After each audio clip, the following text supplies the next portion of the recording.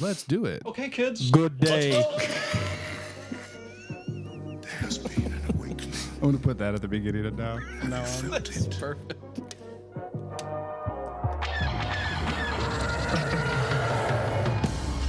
Hello, what have we here? You guys are so funny. Hello. I do feel like I'm closer to the edge. Down by the corner. Closer to the edge. Hello there. Close to the edge. Where's Fred, dude? Remember? May the force be with us. Fucking A. Good day, Galaxy Road Squadron. Back at it again. I am Movar. We're doing it. We're back. It's real. It's happening. Live. And in jive. Less of that. Mopar walked into the basement. I almost said studio, but into the basement. It was like, I don't know what to talk about. I don't have anything. I didn't watch anything. I didn't do anything. I feel like this There's is the a lot of longest trailers, though. list that I've had for a show in a while. Yeah. And, of course, the week that you don't watch anything. Is here we are. I've seen a lot of those trailers. The big one for me was the Joker 2. I did watch it. I don't know if I watched the most recent Deadpool 3 trailer, but I did watch one of them. So Yeah. we can discuss. Yeah, I got like Marvel Rivals on here, Deadpool 3, Joker 2, Star Wars Outlaws, Fallout, the show came out on Amazon, Tales of the Empire, Phantom Menace is coming back in theaters, we saw BT Bam, and Interstellar is also coming back in theaters. So that's what's on the list, which we probably will get to 3 of those things and then forget Yeah. about the rest, Yeah. which is totally fine. What? Yeah. So what's been your freaking brain the past couple weeks if you haven't watched anything? You've been just totally out to lunch? Yeah, I kind of just shut it all down, man. Tired. Well, and honestly, I had like 3 back-to-back events, including the BT Bam stuff, that just wore me the fuck out. I got Yes. sick like 3 days before we left. Oh, really? I was sick too. I was almost canceled. Well, you were sick. Yeah, I had either it was food poisoning or some crazy flu. I was out for the count for like 48 hours. Yeah. I couldn't. I was sexually stuck in a hotel. I don't mean to fucking get Sexually stuck in a hotel? I was stickly stuck to the bed. No. So I like it was that, and I didn't have time to like recoup. And then we Yeah. went to BT Bam in Denver, which was like 48 hours back to back to back. Yeah, and flying's never good for you when you're we sick either. just didn't sleep at all that whole trip. So I Slept a little bit. yeah, I'm getting back. I get it. You got to recover. And it's it reminds me that thank God I don't fucking drink anymore, because it's like I've had 2 weeks of hangover and I don't drink. That's how I felt. Just general adult sick hangover. Yeah, you're just like, dude, fuck. I Just don't- living, man. Makes you hungover. coasting. Yeah, I think the allergy season's slowly creeping in, so it's like you got that haze that goes over everything. Dude, yeah, we're in that Ohio weather where we go from 30 to a beautiful 70-degree day and then back to like 30, and it's just totally wreaking havoc on my sinuses. Yeah. So I was sick for a while, and now then it was better, and then I woke up today, and now I'm like, you can hear my voice. I need to have a cough drop. Hear my voice. This is how I sound. So that's what's up. Denver was cool. BT Bam was cool. It's fun. Denver's nice. Yeah. Denver, yeah, it's great. Nicer than, I mean, I've been there 4 or 5 times, and I've always loved it, but it felt nicer and cleaner than every other time I've been there, which is awesome. Oh, yeah. Yeah, I like the spot that we ended up.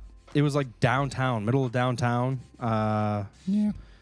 Yeah, it was nice to be like not right next to the venue, but a little, yeah, smidgen. So, Star Wars Outlaws, what the fuck? Dude, all I hear is people complaining about the look of the protagonist. That's the only thing I've seen. What's wrong with her? I don't know. They're pissed. Nothing from our group, obviously. I'm just talking about, like, I'll scroll through YouTube trying to watch something and be like, fans hate Star Wars Outlaws. Like the thumbnail, you know what I mean? Why? I just scroll past it. I'm like, what the fuck are you talking about? She just looks like a chick. She's just a, yeah. I almost said, she's just a dude. She's just a dude. She's just an average dude, man. Whatever. I'm a dude. We're all dudes, hey. Yeah, I don't know, man. I don't know what the deal is with people being grumpy. They're probably just always grumpy. I think it looks pretty cool. I'm hesitant. I'm not gonna lie. The story looked interesting with all the syndicates or whatever getting together. Bounty hunters during the Empire era is definitely like good territory. Yeah, because they're that third faction that can really fuck things up if they wanted to. If they could just get all their heads on the same post.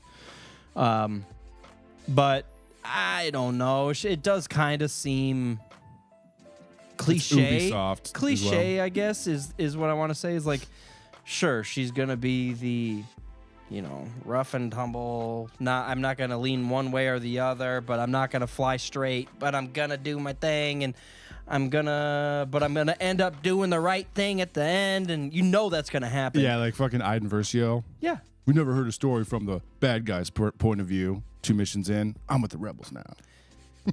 Yeah, that's how I feel it's gonna gonna be just go. like that. Yeah, It's gonna be a Han Solo-esque.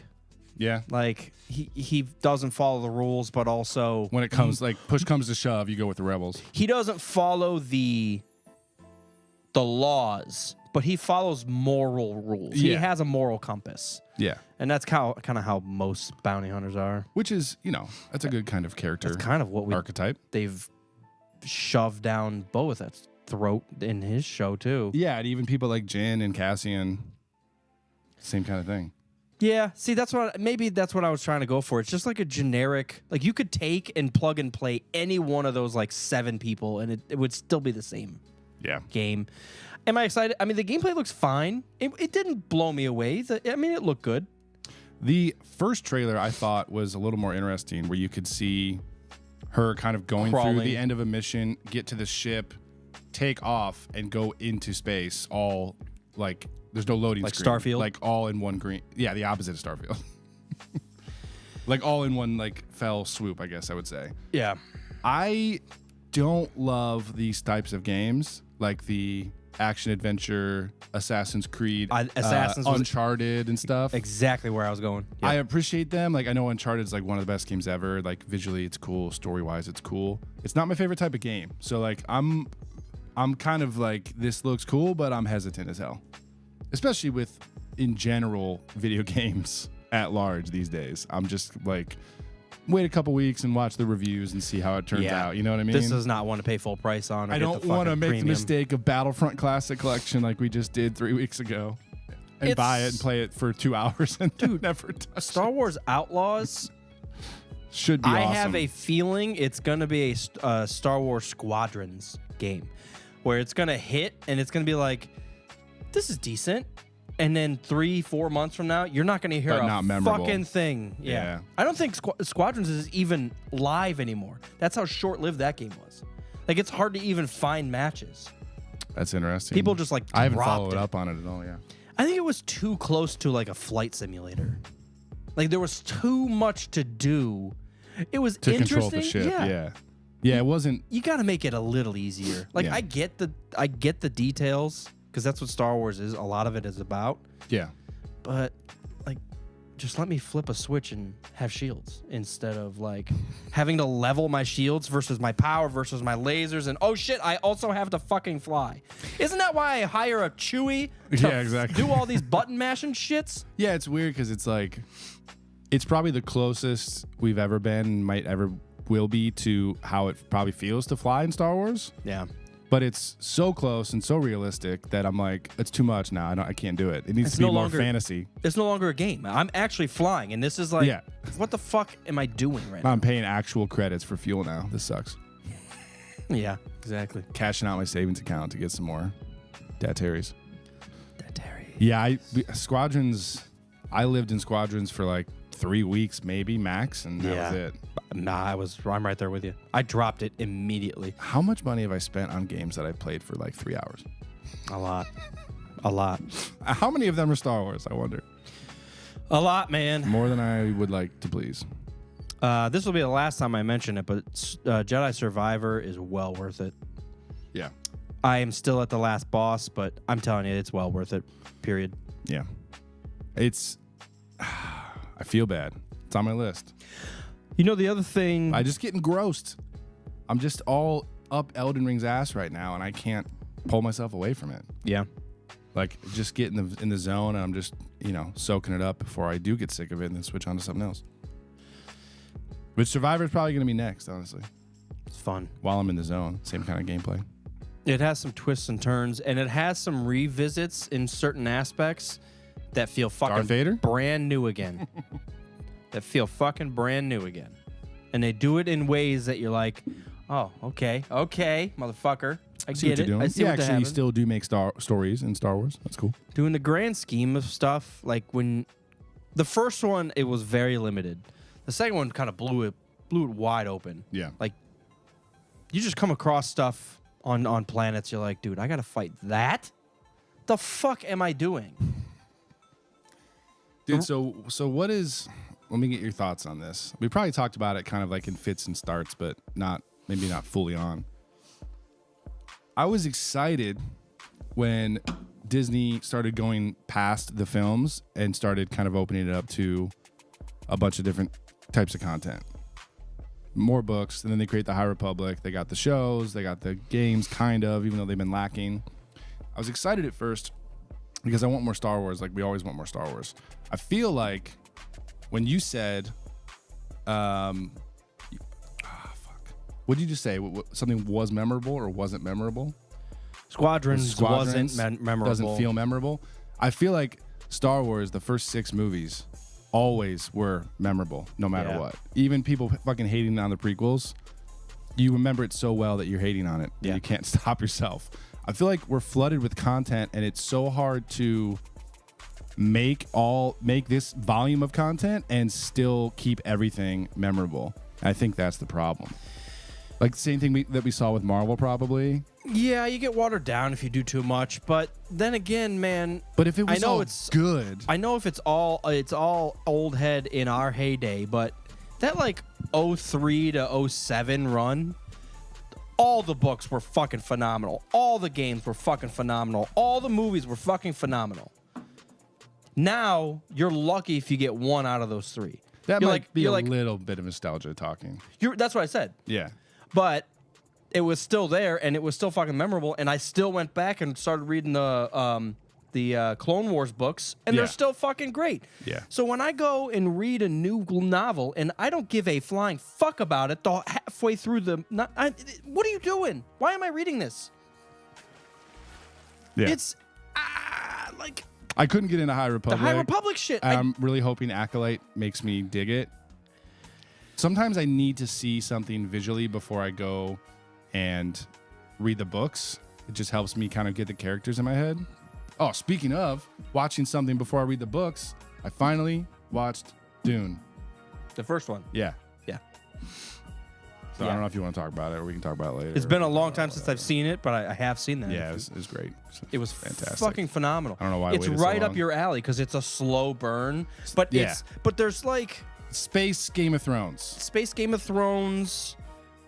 You're kind of like along for the ride. Like it almost feels like you're with the family when they're like you're not even an outsider watching. You're with them, and Yeah. you're going to this planet, and you're like, well, what the fuck's gonna happen? Yeah. Well, no one around you knows either. You're just kind of going to this place and trying to figure it out. Yeah. Jason Momoa's right on your back, and you're like, what Thanos the is there. fuck is happening? And then shit just keeps happening. I don't know. It's fun. I don't know. It was great. The unknown aspects does a lot for me. Like, because it deletes the preconceptions. Like, if you tell me orphan, I'm like, oh, fucking Luke Skywalker, Harry Potter bullshit again. Okay. Yeah. I said one word, and I have places we can go. Yeah. A family being planted into a new, first of all, in a galaxy I don't know, Yeah. to a planet I don't know, with rules I don't know, with family hierarchy which I don't know, with this goddamn spice and I don't know, and I'm like, I'm just a sponge at that point. Yeah. Throw whatever you want. Yeah. yeah. The archetype's still there, though.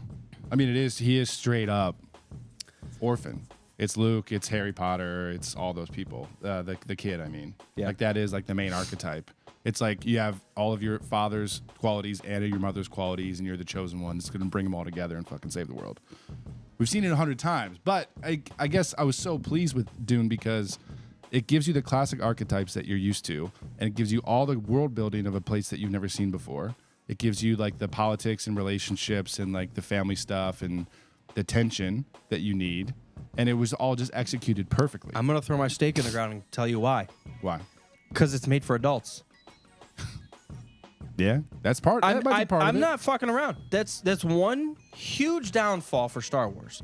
Yeah, And it's coming from one of the biggest Star Wars fans. It's everything is tailored to kids. yeah, And it except for Andor. always has. So there's a dumbed down aspect to every fucking thing you see. And that's what I was hoping from day one with Disney that they would, which is a long shot because it's fucking Disney. I get it. But they were doing other stuff with Marvel. And Marvel does have that little numbness of But now they're not focused on adults. But now that Disney is in charge of putting out Deadpool, I think that's going to shift a little bit. well, and at that least in the Marvel Deadpool world. trailer was already talking shit to Disney. Oh, exactly, yeah. And the second one, I don't know if you saw it, but it's basically making fun of the multiverse, and he's like, it's like Ryan Reynolds. It's like fourth wall weird shit. Yeah. Like Ryan Reynolds is superimposing shots of other superheroes on top of footage from Deadpool 3. Oh. Like making fun of Disney and Marvel's multiverse, even Yeah. though he's in the movie. It's really, really weird fourth wall shit. I'm excited for that film. Yeah. But yeah, I get what you mean. It's like you can't. Some of the parts of Game of Thrones I love are like very, very complex, like political themes and sneak fucking cloak and dagger shit, which you can do a little bit with kids. No, it's the oriented mind stuff, games, man. but It's not the so mind much, yeah. games that kids would not understand. Yeah. It's the leverages that you have over your enemies and your friends in Star Wars and all. I mean, well, Yeah. outside Star Wars in Game of Thrones that, yeah, you just don't get. Yeah. Yeah, It's fucking good, dude. I mean, we'll talk about it in a little bit about specifically about episode 1, but episode 1 kind of shook that up a little bit too. I think so, dude. Um, I'm excited. We're talking with Revenge of the 90s later about Phantom Menace since it's its 25th anniversary and it's coming back in theaters. So we're going to chat with them on their pod about that. I mean, But it's top of mind right now. George Lucas, and this will be my launching point. I won't go fully down this because I do want to save it for them. He's a bastard. But George Lucas said from day one Star Wars was for kids. But the original trilogy, the youngest person on screen is 18. I don't know if So- you need kids in the movie for it to be about But kids. I'm just Or for saying kids, I it mean. sets a completely different tone if the main character, the character's 18 or fucking 9. That's true. There's a very different tone. Which I'm glad they didn't open Phantom Menace with Anakin. We don't see him until No, a instead third we of get the way Jar Jar. through. Yeah, Jar Jar's, not the best executed thing of all time. Failed Sith Lord. I mean, I'll go down that path too, but Yeah. yeah, we'll I want to save blow that their for them. minds with that Jar Jar theory and see how they take it. Their minds will explode. I believe it. They'll die. 100%. I fully believe it. Yeah, I mean the kids thing is something that we've complained about in Star Wars before. I think there's a way to do it, and I don't. I don't know what the line is. It's not for kids. It's like ages 9 and up can probably still follow it and enjoy it and It's not at, be like, scared by it. But it's not. PG-13 level and up. Was Dune R or PG-13? I can't remember. Oh, I don't know. I actually didn't even check. Imagine with the amount of violence it has. There's to a be lot of hard. violence. There's a lot of creepy stuff. The voice that they tap into, his mom and him, is so fucking cool. That's one of the coolest little like sci-fi fantasy powers I've seen in anything in a recent Been so long since recent I've watched memory. it. They get this like it's like I texted this to the chat. I think when I watched because I started doing I watched like the first 40 minutes and then it was so late I couldn't focus, so I like put it down for a week or two. I was like, we're seeing what was the original inspiration for Star Wars as a book come out as a movie 40 years after Star Wars. Yeah. So it influenced Star Wars, and now that it's a film, it's being influenced by how Star Star Wars. Wars was made. Yeah. That was like a mind fuck when I was thinking through that. Because obviously, Arrakis is Tatooine, and Poe Dameron's son is Luke Skywalker, and et cetera, et cetera. Kind of. What are your thoughts on that? I disagree. Completely. What? It's weird. Yeah, I feel like there's different tensions in Dune though. Like Luke isn't invading this natural like community. I mean, if you want to argue Tuscans and that sort, maybe. Well, I see what you mean. Like going back to it's dumbed down for kids is like obviously you see the book of Dune. It's 1,000 fucking pages. Yeah. And the first part of the movie is just the first half of it, right? Or the first third of it. There's a lot going on there. There's like the families, the houses, the empire, the different planets, the political stuff, the indigenous culture. God, I forgot In about Star Wars, it's like it's just good guys and bad guys. Yeah. Like the Empire's bad and we're not. You're Let's never fight the Empire. questioning. You never question that. Right. Who's good and who's bad. Right. The whole fucking way through until Vader at the end turns. But even then, you're like, he's dark, he's dark, he's dark. That's oh, the third now. movie. Yeah. And now he's good. Right. Yeah, maybe a little bit at the end of Empire when he says he's Luke's dad. He's like, oh, well, maybe there's some weirdness going on. It's a weird dynamic because when you do go back to 1, 2, and 3, that's what you expect out of Palpatine. But unfortunately, we already know Yeah. because he's playing the good guy. Yeah. But you're like, from day one, you're like, yeah, but don't trust that dude. And when Yoda's like, best friends we should be, and you're like, fucking, I thought, how many blinded, clouds? dude. They're So many, blinded. it's fucking overcast on the Force, bitch. You can't see shit. Yeah. Or Cloudy ability. with a chance of Sith Lords. What's Mace say? Or Our ability ability to use the Force is diminished. What? That's like a... Somehow Palpatine returned. That's that kind of line. Like, we got to explain this whole sudden change in the story. All right. He's just going to say it on screen. How did Palpatine come back? Well, somehow Palpatine returned. Here he is. Why is our vision clouded? Our vision's clouded. Our vision's clouded. Stop squinting. Oh, shit. Yeah, exactly. Use some glasses with the Force. Oh, man. I think Phantom Menace looks a little different looking back on it. Because, like, one of the big complaints I know was a lot of, like, the political and the Senate stuff. I was like, isn't this for kids? It's, like, way over their heads. They're just talking in the courtroom or whatever. Yeah. But I feel like now that we've been imbued with, like, Game of Thrones and everything, looking back at that, it's, like, it makes sense. At least, like, for an adult audience. I mean. It's still dumbed down greatly, though. Oh, yeah, totally. That's the issue. When we get to those adult themes, they should just go full bore. They can't. And Except that's for what Andor. and that's the shitty thing. And that's what I think actually the slight praise I'll give to Disney is the Queen Amidala books. Because you got definitely some tastes of like pressuring people into doing things that are bettering Unethical, for you. but Yeah. You still got to get the job Just the done. toying of people and even how Padme did it with her crew, and it was fun to see that actually in play, especially for a main character like Padme. And that's literally like Luthen's entire character type, Yeah, which Yeah. is cool. See, that's why we love Luthen, because he feels real. Yeah. Like he feels desperate, and that's when you get that whole speech when he's down on that fucking elevator floor or whatever the fuck. He's like, "What? Well, I forget what there was a word. There was a word that he I don't used. know. Sacrifice. You have no Sacrifice. idea what I've You sacrificed. think you fucking sacrifice? I haven't had sex in 42 years. I haven't seen a tit. I cut my dick off for this I got my rebellion. dick off. How dare you? How dare you? Oh, man. No, that is one of the best scenes I've ever seen I want to watch it in Star right now. Wars. I know. I need I to need to rewatch rewatch. Andor. What? I need to rewatch Andor so bad, man. Because that's the closest thing we've got to full adult. There's not a single thing in that series that I would be like, oh, that's for sure for kids. right. I feel like they put 2 feet into the. And there were kids in that one. You see all those flashbacks with Cassie when he's a kid. It's a valid point, but that was you're not wrong. Yeah, But I not, just don't- not geared towards kids. It's like Yeah. using his childhood as part of the storytelling. yeah, it's mirroring. This is where he's at, but this is how he got here, and then we'll keep going. Oh, by the way, this is a flashback to what happened previously in his life. That's Yeah. why he's making this dumb decision now. I watched on the flight back. I watched like the last hour of Rogue One. Oh, yeah, I saw that. Dude, So good. it's one of those. That last hour, honestly, the whole thing, but that last hour, man, they fucking just crank it all the way up. You get the Scarif battle is probably number 1. I mean, In like terms of all the movies battles. yeah, I think in true ground artillery, And all this shit, the troop stealth, or transport, whatever you call it. stealths, Not stealth. that's what I'm the looking for. demolition shit. Covert. All of it.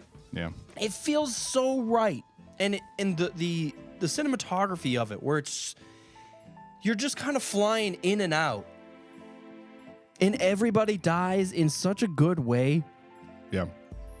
Yeah, the visuals in that's cinematography-wise one of the best movies I've ever seen. And the craziest thing is, I know everybody's top tier thing in that movie is the Vader hallway scene, but you could cut that out and I would still fucking love that movie. True.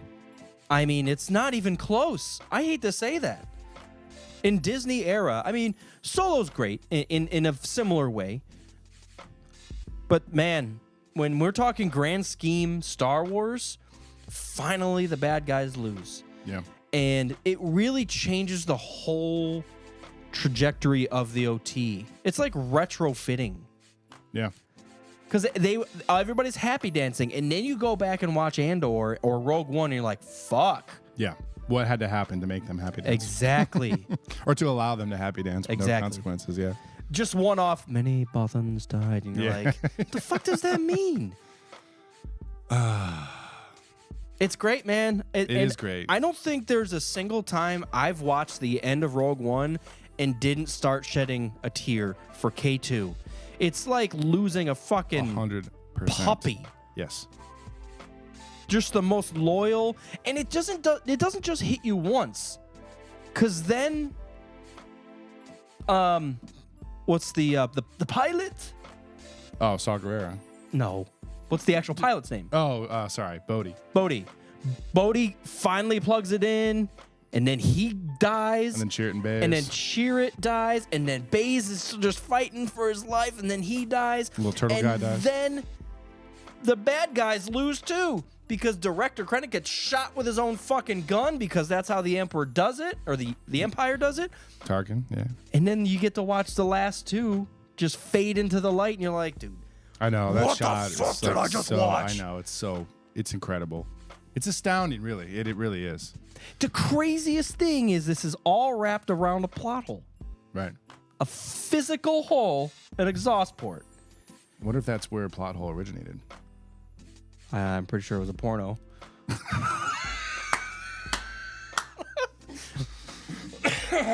Why is there 3 girls now instead of 2? That's called a plot hole. It's called a plot holes. Plot holes. Whoa. Dude, so you just said in the Disney era, Rogue One's still the best thing by a long shot. And I agree with you. Like, full bore, I agree with you. What makes me bummed is, like, the other day Gia's like, I just want to watch Star Wars. I was like, whatever, you don't even know what you're watching. I'm just going to put on episode 8 for no reason. Yeah.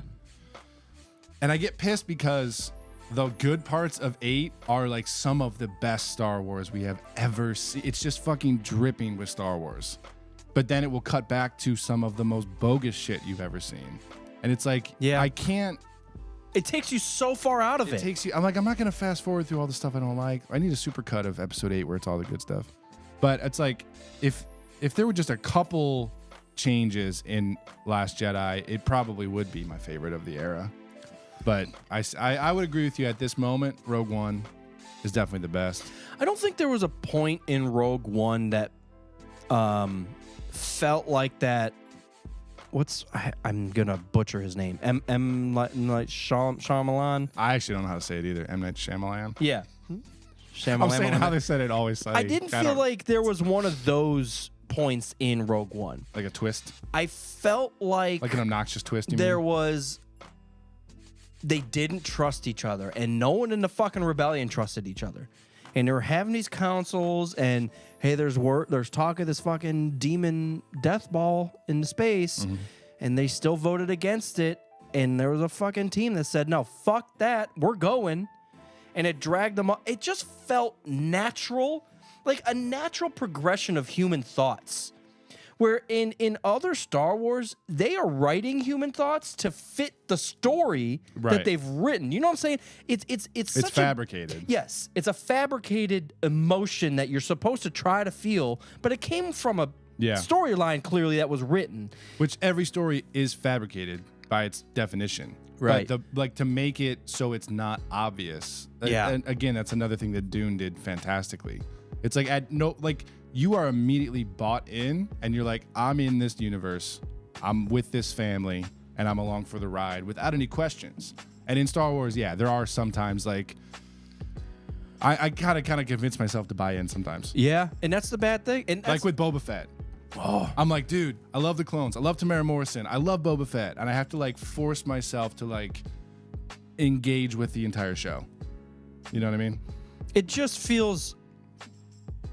It doesn't feel authentic, and I think that's what's lost in a lot of the newer Marvel, and a majority of the Disney stuff.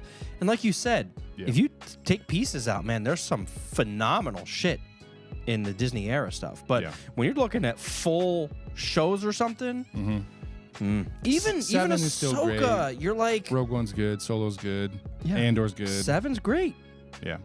Yeah, Ahsoka is most. It only happened like Twice? It only happened like once or twice. Yeah, The Sabine training stuff was like Sabine, just Sabine, just fucking Sabine. I'm pissed Just about take anti-Mandalorian Mopar over here. You know, I hate being that person. I hate Sabine. I hate being that person. I hate them. But like the fact that she started training under Ahsoka was just like a why? Well, she had started at least very, very briefly in the cartoon, so it's not like it's brand new. But it was jarring as fuck. It feels like such a jump. It doesn't feel. I don't know. Like even in the show, she didn't want to be trained, and then it just kind of like. I agree, it was jarring. Yeah, it's fucking. It just like. So you were trained, but you didn't want to be trained, but now you kind of want to be trained, but now that Ahsoka's training you, you don't want to be trained anymore, but now we should be training because it's written in the fucking story. What am I watching? I actually said I wish we had more training scenes, and you were like, you wanted more of that shit? That was horrible. It was. And I was like, no, I wanted it to be like structured where we had. How can you get the effect of a montage without having a cheesy montage? That's what I wanted. You know what I mean? And this, okay, we're getting somewhere. So that's what I actually did like about that trailer, the Acolyte trailer. Yeah.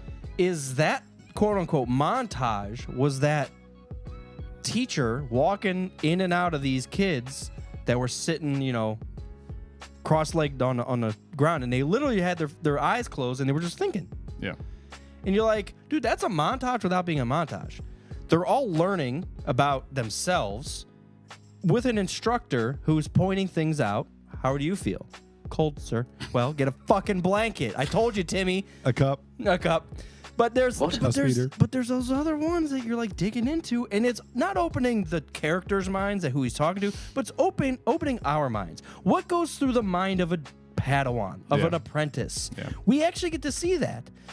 Anakin was such a special, Oh, yeah. a unique, like, it's a weird one that we almost Chosen one already, doesn't really fit into the rules. he doesn't fit into anything. Yeah. Like, you ask how Anakin's feeling, how does Jesus feel? That's how the fuck I feel. Exactly, dude. Because I can do whatever the fuck It's I like want. Very positive, but really tired. Yeah. I think. Tad cold. Until Padme dies, then he's pissed. Yeah. Yeah. There's just, it has to come down to writing. Yeah. Because you can write a story and it can be entertaining. Well, it's not just writing. But yeah, to it's a be bunch of things. captivated is such another level Yeah. that Immersion. yeah, I haven't been captivated. By a Star Wars thing By- since Andor, really. Well, Survivor. I'll say Survivor. Yeah, that's cool. I'm telling you right now, what they felt different. That's fair enough. For me, yeah, Andor was the last time where, so like, there was a couple Star Wars shows that came out when my daughter was super, super young, back in the stage where like they don't do anything, they just lay there and like you have to feed them or whatever. Andor was one of those, and I was like, Andor comes out at, I think it was midnight Pacific when new episodes would come out. So that's 3 a.m. Eastern. I was up at 5:30 or 6 because I had to like prep to get my daughter up and everything. I was up a little bit early to watch the new episode of Andor every single week. And I was up extra early the first day because it released all 3 episodes, like the first 3 episodes all at once. So I watched those and I was like religiously ready to go on schedule for that show. And I haven't done that for any other Star Wars show, I don't think. Mando season 1, maybe I was. Yeah, I mean, it was kind of the launching But point. that's telling. It's like if I'm gonna go to the midnight release at a theater, or if like I'm staying up until 3 or something to watch the thing as soon as it drops, that's the sign to me that I'm like, I've been completely pulled into the universe and I'm like all in. And like that's just been happening less and less with Star Wars, unfortunately. And like last episode, you were talking about, there haven't been movies since 2019. There's not like a big theater moment that we all get to like, rally around. The hype train of Star Wars is That's hard. That's hard. The hype train of Star Wars is almost 50% of it. Yeah. Like, well, definitely. Yeah. Going out, like you and I are lucky enough we do this show, so we get to pick each other's brains. But it's always nice to have like 10 people and just throwing shit out there, because one or two of those people are going to say something that's really going to fuck with me. And I'm going to be like, fuck, he's right. Maybe I should rewatch that or Rose is great. Yeah. I should watch all of. Just saying. Yeah. That's a huge part of it. Oh, man. OT still is relatively good. They're all good, man. I'm kidding. I did watch episode 5 not too long ago, and They all have good in them. you know where I came in was they were on the Falcon in the worm, the space worm, and it really did feel like a large lull. Because they're in the space worm. Monarch. And there's a bunch of like sexual tension when there's he's bitching at 3PO again, and you're like, yeah. I don't know. Oh, when does he attaches back to that Star Destroyer, and he said before they go to Lightspeed they'll drop their junk and you just float away. Yeah. I got to that and I was like, okay, he's being followed by Boba Fett. Okay. Why does that piss you off? I just felt like there is a half hour in there that I'm like, It lulls in the middle for sure. Yeah. and maybe That's again. I mean, we'll talk about this with Steve because I'm curious about him and his co-host thoughts on this. But one of my arguments has been like, Star Wars has fucking weird, goofy, dumb shit all over the place, and the only reason the prequels got hate is because of that 20-year gap. Yeah, I mean, when we talk about lulls, like episode 1 doesn't have a large lull. Like, you're so interested. Some people. I mean, I'm just saying some people are anti-interested. It starts off with trade disputes. I get it. That's not a great start. But you are with two Jedi. And they get bombed in like 5 minutes. Yeah. They're trapped. They escape. Destroyers. They're trying to get in touch with Yoda and all them. They can't. They finally sneak away. They crash land on this fucking... And then they find this kid, and you're like, dude, there's shit happening. Yeah. We're back on Tatooine. Pod race. They put a pod race in there. Yeah, they pod race said, is let's just do Star touchless. Wars NASCAR. And everyone said, that's dumb. And then they watched it. They said, what the fuck was that? That was awesome. Yeah. They could tap into that stuff here and there. Just twist it and make it Star Wars. You know, in the Star Wars universe, they're going to be doing that shit. Well, I think that's, just to throw episode 8 back in there, I think that's kind of what Ryan was trying to do. Oh, with Canto It's like, Bite. we don't want laws. So, like, Rose and Finn have to figure this thing out. So, like, we're going to make Canto Bite, like, super exaggerated, and we have this huge horse chase and the casino and everything because they're trying to, like, keep the interest up, and just some of it just didn't land very well. Yeah, the idea behind it. Yeah, I'm trying to walk back through horse racing with hoity-toity people. Always the horse racing and the slave kids. I'm just walking it back. I know. It's horse racing. What's associated with that? Hoity-toity people with money. Okay, Yeah. what's associated with that? Corruption. And who's actually running the show is, I mean, they're fucking slaves who are taking care of all these horses and stuff. And then you get to see that like class structure, but it was in such a ridiculous way. Like, I'm trying to compare the It's pod because race. Rose had to say it. We didn't see it. It's because we saw like a shot of the rich people betting on the horses, but we had like Rose had to explain like all they care about is money. They don't support the resistance at all. Whatever. Yeah, Like that balcony scene where they're looking Right. over and you're like, what the fuck? we didn't get to see like a actual played out example of someone like in that aristocracy or whatever fucking over someone from the resistance to like kind of rally behind them and be like, yeah, man, those fucking corrupt rich bastards. You know what would have been perfect? Would have been brutal. But if you had Murdered all the kids. yeah. So I missed my. Went for the soundboard and missed it. In my head, I'm. You walk into this casino. Finn's just like, holy shit, this is awesome. He comes across a guy who seems like he's fucking running the show. Mm-hmm. You don't even have to talk to him. It doesn't have to be a one-on-one with him and Finn. You just see him, or you could show like Finn looking at him. Like that's the dude. Like that guy runs this so shit. cool. Look, he's he's so got cool. He's got all this money. Mr. T shit. Then you do your little shit. You get caught. You get in trouble. And then you also come across that same dude in the fucking dungeon, like whipping a kid. Yeah. For not doing what he was supposed to do. Uh-huh. And you immediately see Exactly. all that glamour and all that shit that you were, and then you see that, and you're like, That's who he is at the core, but and then, it fades away. then you take away that whole conversation because you Right. just saw it. Right.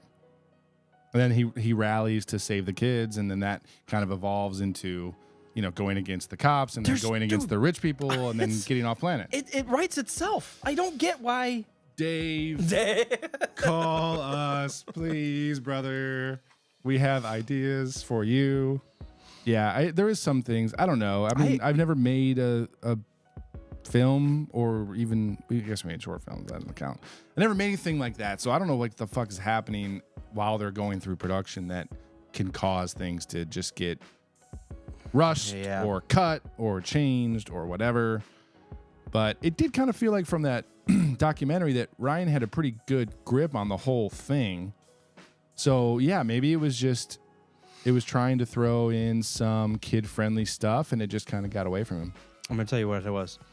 Ryan was trying to make a name for himself instead of making a good movie, and I hate saying that. Which is odd because Knives Out is fucking awesome. It is awesome, but he didn't create the launching point. He had episode 7 holding him down. Yeah, true. And I feel like he tried to just say, no, I'm going to be different. And I feel like that screwed him. And it honestly kind ended up of screwing the whole sequel trilogy. Yeah, but it's not even his fault because someone said, hey, you do one, and then we'll come back around. Yeah, the whole... And there's no rules. No, there should have been fucking rules. I know. Which bums me out because Snoke is one of my favorite characters. And the whole Snoke, big bad, Palpatine is back. Somehow Palpatine returned. Is like the biggest... It's like the biggest downfall of the sequel trilogy. It's like the major downfall is the fact that like we can't tell who the bad guy is. We didn't do any sort of groundwork to make the First Order seem evil. You just have to accept it. It's Empire 2.0. And then it was like, oh, yeah, Palpatine's back. Let me throw a random theory that I just thought of out there because I think it could be muddy. Please. But I think there's potential there. Yes. So let's iron it out together. Episode 8, he kills Snoke still. He tries to take over the First Order himself. Him and Hux are still at odds, but they figure it out because one can choke the other with the Force. But there's still a blue-eyed guy who doesn't quite see eye to eye with Captain Falco. Kylo. I lost his name for a half second. Blue-eyed or you mean blue-skinned? Blue-eyed. Okay. The same blue-eyed fucker that we actually do see in 9, who's not controlled by anyone but Palpatine. Oh, yeah. But he's controlled, and they find out that the Snoke that Kylo killed was a clone. Now we're already going down this clone, and there is an original bodied Snoke that's controlling all of it. I feel like that takes nothing away from Palpy, because you know what you could do is when Palpatine died, he did have vials of his DNA or something left over. And not that they tried to clone him because they kept failing, but they like integrated him with another person and then just made 20 of them. I don't know if that's 100% clear what they did. I don't know. But yeah, because we saw those jars of Snokes in... And also the fact that his body's so decrepit, like almost... They couldn't have rescued his original body, right? It's not clear. That's like I said, it was kind of a muddied theory, but I feel like I don't know, there's a lot of potential. Like There was a lot of potential. Yeah, I hate to, It's just like they didn't... The whole Snoke thing, it's like they were so weary to touch on the new big bad in the shadow of like Palpatine and Vader. And they're like, didn't know exactly what to do and who's like the new evil person. And they just didn't quite know how to tackle it. And Snoke's like peppered in, and it's almost like maybe he's the bad guy. I don't know. We're going to figure it out later because we don't want to like, you know, put our flag in the ground and like commit to something. I think that's part of it. Whereas they just committed, it's like Snoke has taken over. Palpatine is dead. He's not coming back. They could have evolved that into something. Because as the whole sequel trilogy and even some of the stuff in the Mando starts to unfold, it's so fucking confusing where is he cloned? Did they rescue the original body? Is Snoke Palpatine or is Palpatine controlling Snoke? None of that fucking is clear. And even in like the Kylo Ren comic series. Yep. Like Snoke comes to be his mentor, but is that Palpatine as Snoke? Is it like the third body or the 27th body? I don't know. It's just fucking convoluted. The cloning stuff at period can be Which is messy. a bummer because the cloning idea is so cool. It's a fun idea, but it's kind of like that time travel stuff. Once you go down the path, man, it gets slippery quick. But with a bit of forethought, they could have tied it all the way back to episode 2. Yeah. It could, like Palpatine had to win this little miniature CIS war, but at the end of the day, he's prepping this technology as his own contingency plan to live forever. And like that's kind of implied. Like we meet the cloner with a Camino badge in Mando.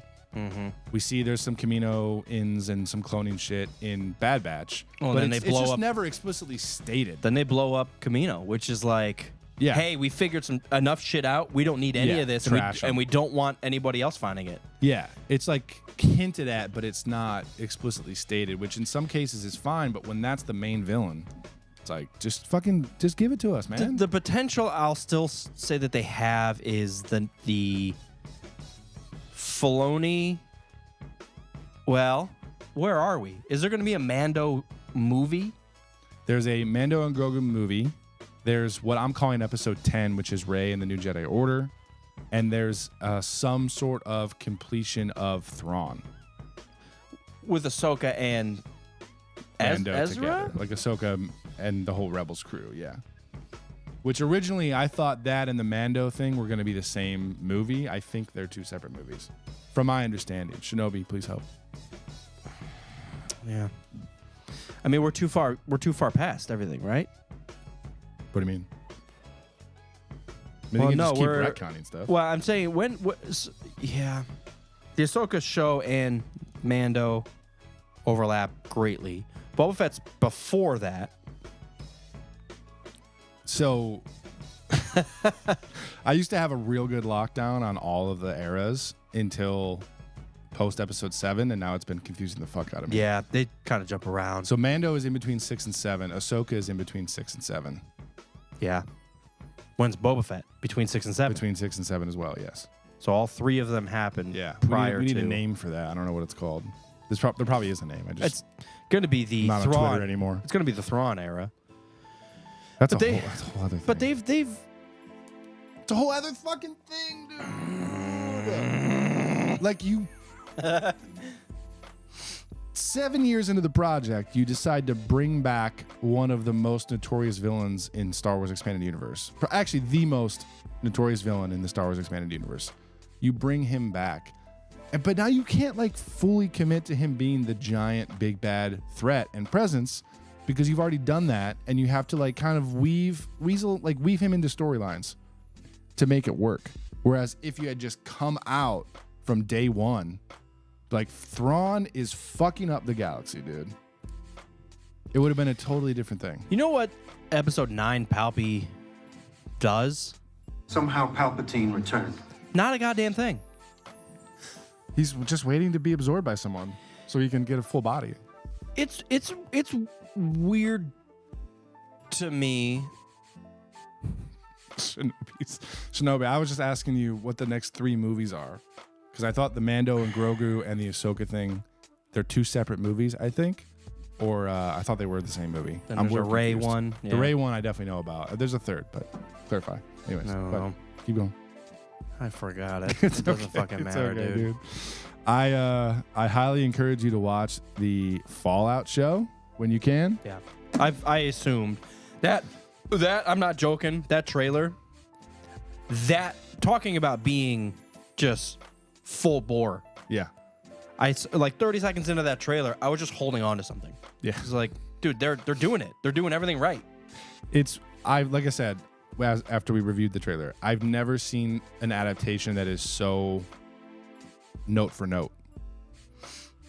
Yeah, Perfect. it's like start with something quirky and familiar, and then twist it into something like the obvious conflict, and then full switch. Murder, death. I mean, that's what it. The murder and death starts pretty quick. Yeah. Yeah, it's great. No, it's fantastic, and it draws us through the same kind of storyline as the game, where you start and you get the little bit of prologue,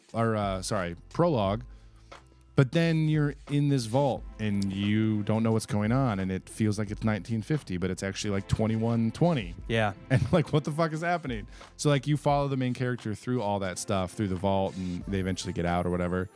And yeah, it's like I said, it's taking you through if you were just playing the Fallout RPG. I love it. It's great.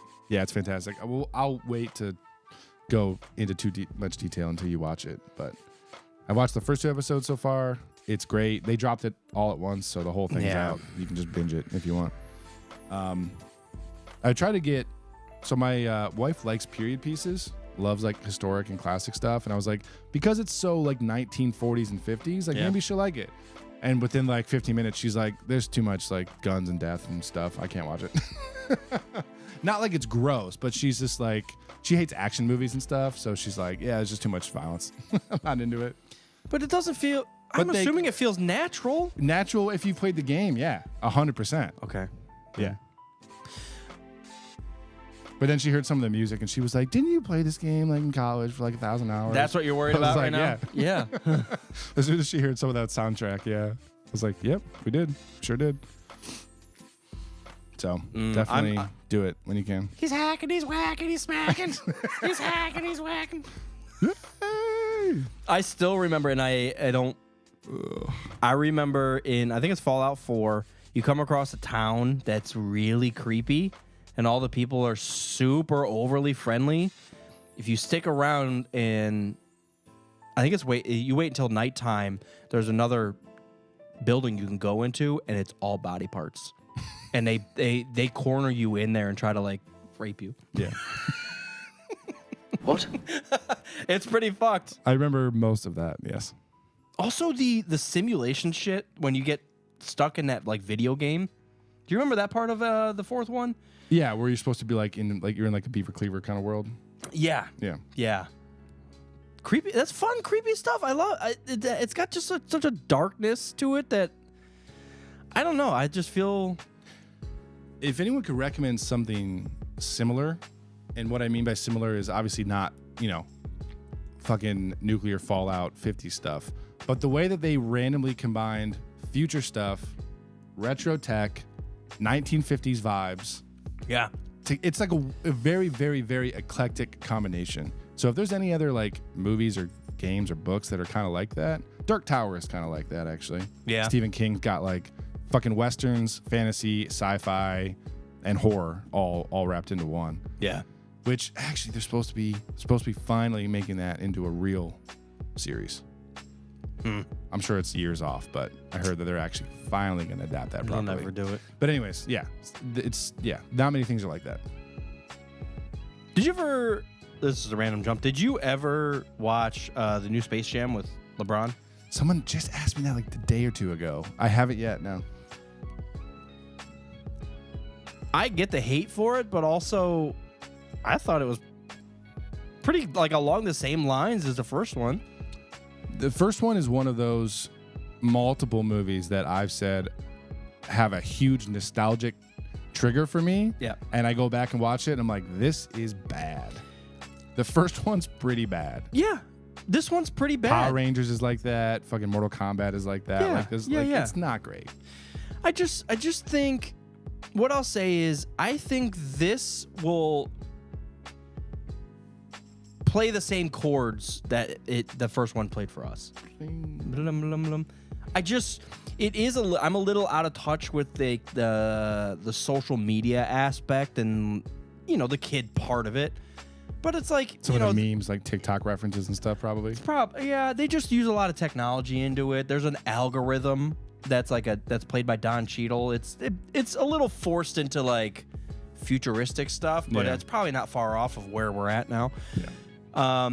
We're in some weird spots these days. Yeah, it's honestly that's my one disconnect. But the jokes are there. The ridiculousness of it's there. Yeah. Like randomly in the first one, Daffy Duck does like a fucking random like catwalk designer show. Like it's like a 4 or 5 second thing. Yeah. In this one, Porky Pig does a rap and everyone's like, dude, it's terrible. He raps. I'm like, did you not watch the first one? Know. They do the stupidest shit It's too. ironic, dude. It's supposed to be like that. And I'm like, whatever. You're watching a fucking Warner Brothers. It doesn't matter. People are pissed, man. I hate people. I do too. For the most part. What do you think of the Joker trailer? I'm hyped. And I do have the slightest reservation, but I'm still hyped. The Joker trailer was a weird one for me where it's like, I didn't lose any steam for being excited about the film. But it didn't gain? But I also didn't gain any steam. Yeah. It's like, oh, I'm glad, like it's a little check mark on the timeline. I'm glad this is still happening. It's like, almost done. But I guess it's not a surprise, but there wasn't like any crazy reveal or huge story beats or Batman's going to show up. Like there was nothing like that. And I think that makes sense for what Joker 1 was. Yeah. It's not hardcore tied into the rest of the DC stuff. It's its own thing. So I get it, but it didn't really excite me, if that's okay to say. Yeah, I think we had such a huge ramp up for the first one. Yeah. And it was done so well in such a unique way. And a ramp down, too. Jeez. And I think that this one is starting off at that same peak. So we're still like riding high. I just don't think it's going to kick into that next gear like we've kind of felt with the first one, where we were kind of like baseline. We didn't really know what we were getting into. Then we watched it and we're like, dude, what the fuck was that? Right. I don't think we're going to have that same reaction because you can't. You've already had that. Right. But both of these movies are artistic movies. They're like almost done in such a way that you're like questioning what the fuck you just watched. And your entire life. It does. It like fucks with you. You're rooting for the bad guy who becomes a murderer, who starts riots, who starts all this, and you're like, there's psychological stuff, there's prescription drug stuff, there's depression stuff, there's poverty stuff, there's classism. There's so much just punching you in the head that's like real world problems. Yeah. And a bit of Batman lore sprinkled in. And just the slightest. Hey, Just a hint. This is a Bruce. See you later. This is Bruce. He's a kid. You probably traumatized him. Now he's Batman. Good job. Good job. But I think there's still huge potential for this new one. And there is. Like I said, I didn't lose any steam, so I'm excited for it. Yeah, I just like how much more can Joaquin do? Probably not much. I wouldn't underestimate that fucking savage. You're not wrong. He's out of control. But I'm still gonna say that's my reservation. I don't know how much more you can do because he went to such an extreme with that first one. Yeah, it's like a band where their first album is such a fucking hit because they've been struggling and fucking thrashing and trying to figure things out and like almost, they're out of money, they're dying, they finally get a deal, they pour all of their shit into like that first record, and then everyone's expecting like a massive follow-up and it just falls flat. Or you make the same record in like it just won't have the same splash. But you know what like how superhero movies felt in 2019 when it came out is a bit of a attribution to why Joker was so good. Yeah. Because it was so different from like Infinity War and Spider-Man, whatever. So now that the superhero thing has died down a little bit, is it going to have the same kind of oomph, even if it's still an equally good movie? Look, what I'm saying. if I'm going to believe in artists, it's going to be Joaquin Phoenix and it's going to be Lady Gaga. Yeah. I mean, I'm not the biggest music fan of hers, but I've seen her do a lot of stuff, and she's done so well, and she gets the art piece of it. And I'm blanking on the director's name. I'm so sorry. Oh, I don't know either. But same with him, too. Todd Phillips, yeah. I'm down. I'm did for good. it, man. I'm ready. I'm excited. But I am in the same vein as you, where it's just like It didn't really. I'm not any more or less excited. Right. Yeah, I'm it didn't bump me up. Yeah, whereas certain things in the past have like hyped me almost too much, unfortunately. Yeah, overhyped. So yeah. I guess that's a good thing. Yeah, and there was the slightest little cliche, like when she drew the smiley face, and then he like leaned into it. I'm like, it's fun artistically, it's fun visually, but like clearly that was made for the viewers. Mm-hmm. You know, you took that half step out. Where Yeah. It's not two characters interacting. Now it's two people playing parts for the viewer. Or maybe it is, once we see it in context. Or maybe maybe I'm the Joker. You are. Fuck! Not again. That's why I'm scared of you. Nice. What? Yeah. October. You remember Fern Gully? I do. It's not as good as you remember, just like everything from It's all childhood. terrible, man. It's pretty bad. Remember the toaster, the brave little toaster? I don't. Remember we had talked about that? It was like, wasn't that one of the early Pixar like test projects? Oh no. Is Am I it? thinking of something else? Brave Little pretty sure Toaster it was was. full anime or full anime. Yeah, but I think it was Pixar's first thing. really. I think so, yeah. I could be totally wrong. Ooh, I don't think I knew find that. out. If that's true. Brave little toaster. Brave little toaster. Yeah, because remember you first had showed it to me, and I was like, what in the ass is this? Let's see. Nope. Yeah, you made Oh, all wait, that. no, I'm right. Many Cal Arts, that's California Art Institute, graduates, including the original members of Pixar, were involved in the film. So it wasn't Pixar at the So, time. yeah, Pixar had not been formed, but like John Lasseter and some people that eventually did found Pixar worked on that. Yeah, I remember reading that in their thing. I also didn't know that George Lucas kind of like funded and was trying to start Pixar first. What a savage. And then give a I fuck. can't remember exactly why it didn't work out. And then Steve Jobs invested and took it over because he had gotten booted out of Apple. So Steve Jobs gets the recognition for like kind of launching Toy Story and Pixar. But I did not know until I read their biography or whatever that it was Lucas first. Makes total fucking sense, but I just Such didn't a know that. Savage. He just doesn't. He just did his own thing for so long. Once he got money, he's like, "Fuck everybody, we're gonna make it this way." And you're like, Lucas said, "You're fired." Yeah. And that's the same time he was developing like LucasArts to Yeah. get the video game stuff off the ground too. That was really a groundbreaking. He did Like a lot, when man. he started that LucasArts, and it spawned so many crazy things. Yeah. He did a lot of shit. He just had that vision. He just knew what it could be. Most of the time, yeah. What? All I'm gonna say is, Disney, pick a person that has that vision, and just Filoni. run and listen, Yeah. let them run with it. Don't question it halfway. Hey, take that. He's got to say that. Oh, it's got to end up. Hey, Easter eggs. you just took it all apart. Yeah. Yeah. In fact, pick like 14 people and let them all do that in their own different way. Yeah, they just need to let them run rampant, man. Filoni needs to do his thing. Does it really feel that like the 2003, 5, 7 era? Did it really feel like the Wild West? Like, I know randoms were making Star Wars content, but it didn't feel like it was devaluing the movies. No one was making movie or TV content aside from George. But it was. Maybe that's why. Everything everybody else was involved in was books or video games. But books and video games were so. Maybe it was just stars aligning where video games were taking the fuck off, so Star Wars kind of rode that wave and then created new shit. Yeah, there's weird moments like people are probably sick of me talking about Marvel and shit. But like the ramp up to Infinity War and Endgame, you're never going to recreate that ever. Yeah. That is never going to happen again.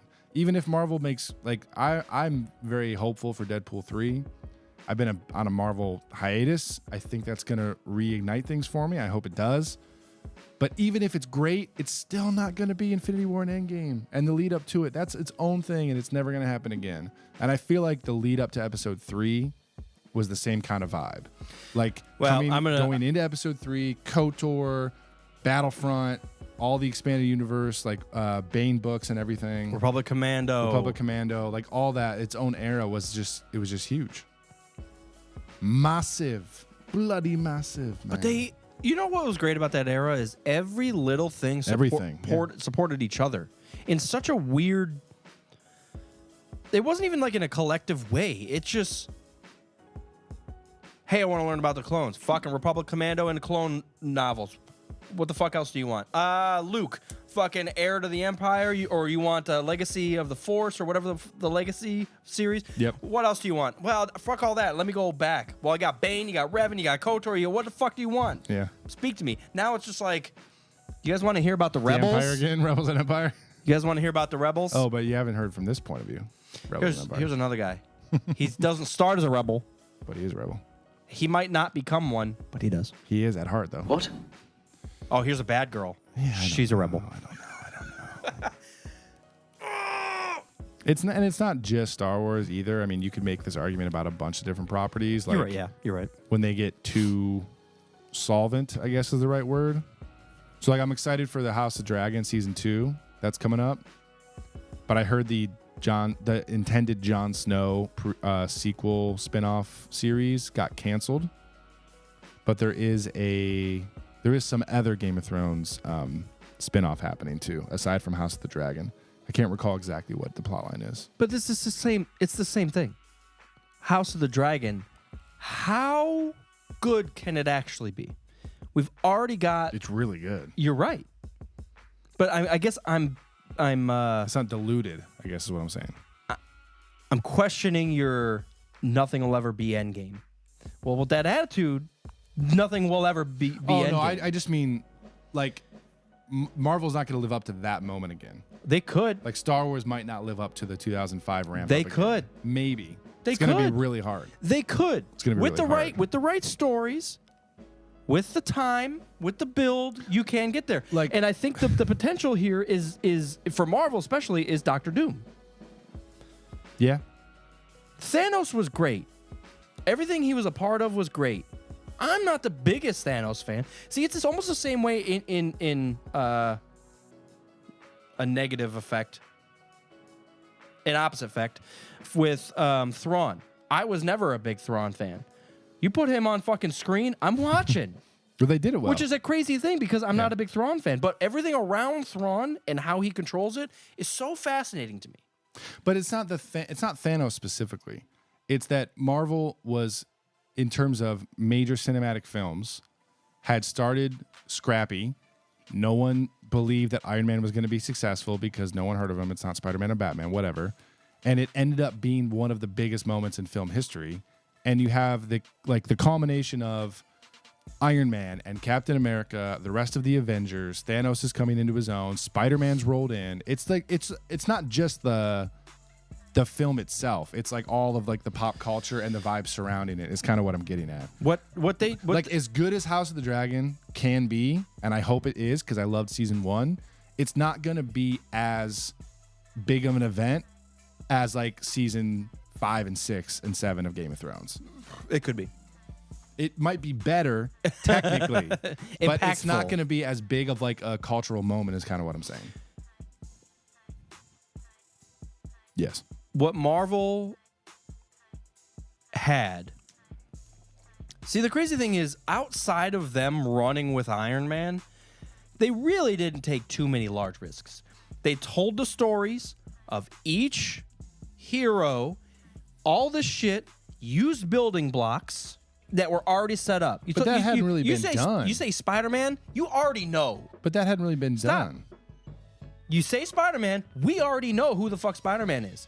We already know where he's going and but they didn't do Spider-Man first. I'm just saying, when you talk about Star Wars, Poe Dameron, and you're like, who the fuck? What is a Poe? What are you talking about? And they used 15 minutes of screen time to create a building block around Poe. Yeah, that one they did good. But he was supposed to be killed off. That's the crazy thing. I know. They fucked it up and still made it work, which is by accident. It's good character, good director. All I'm saying is Marvel had the luxury of using already created people and all these stories. Now, they might have tweaked it here and there, but there wasn't major risks. They just did it right, one at a time, well, or four at a time, and just did their due diligence. And then when they had them all, let's get them all together the right way. Let's create tensions amongst them internally, which they probably already did. And this is me. I don't know the comics. They probably already had written in a lot of the comics. Civil War was the whole comic storyline. Thank you. Yeah, I read it. I forgot. And I didn't. Here we are. But they just had it. But that's what Star Wars and Disney needs to do. They haven't really. And I think that might be in a weird way why I like Rogue One, because even though I know the situation, I don't know any of these people. We started off with nobodies, killing nobodies about something I don't know anything about. It's the same thing that we have already said. They decided to start rolling in Legends and Expanded Universe material in their own new canon way. For whatever reason, they decided to do that. Whether they wanted to at first and they just, waited a couple years, or if they saw fan reactions and they started kind of backpedaling and pulling in the Expanded Universe stuff to make people happy. Regardless, they ended up doing it. So if they had just started with that from day one, they would have been riding kind of that Marvel structure, like you're saying. They just stepped on their own toes. They gave in too quickly and too often to fan Maybe. bullshit. We don't know if they did give in, really. I don't know. They did. Have you watched Star Wars? I don't know Everything what was Star fan Wars service. is. The whole Certain things are a lot of fan service and other things are not. They just did it too much too often. We've talked about it. It ruined entire series. Or maybe they didn't do it enough. I'm not gonna.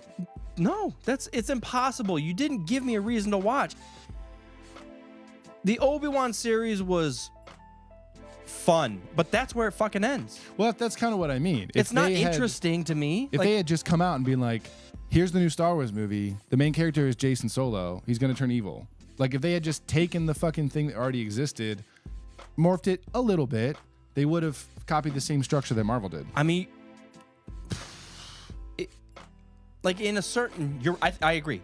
In a certain way, I know what they were scared of is like, well, you're just taking old stories and it's like, yeah, but look what the fuck we did with it. I know. No one says that about Marvel. Well, comic fucks probably do. Yeah, you're right. I'm not a comic fuck. So but look at what it became. And it was like, dude, the stuff was already there. You're right. It was all right there. Yeah, you're just adapting it to a new medium, format, whatever. Like Dylan Villeneuve, whatever, did with Dune. Adapted it to film. I heard there's a 1984 Dune, which is wacky as fuck. Yeah, I heard that same I thing. haven't seen it. No, Dune's great. Yeah, I don't know, man. Fucking Star Wars. I want to watch shit, that. I guess animated Lord of the Rings where I still do want to watch that. We should do commentary to that. Gandalf like spooks one of the hobbits or something.